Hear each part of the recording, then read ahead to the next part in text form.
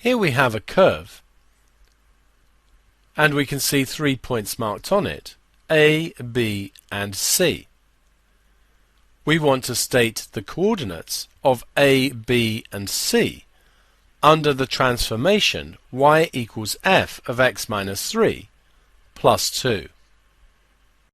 If we look at the transformation, f of x minus 3 means a shift to the right of 3 units, and plus 2 means a vertical shift of 2 units upwards.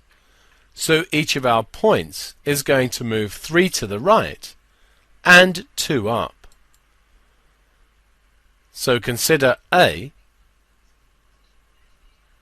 It's going to move 3 to the right, so the x-coordinate will change to minus 3, and 2 up, so the y-coordinate will change to 22.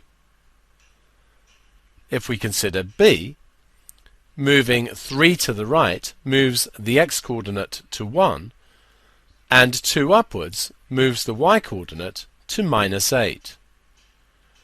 For C dash, C will move 3 to the right, so 6, and 2 up, so it moves to 22.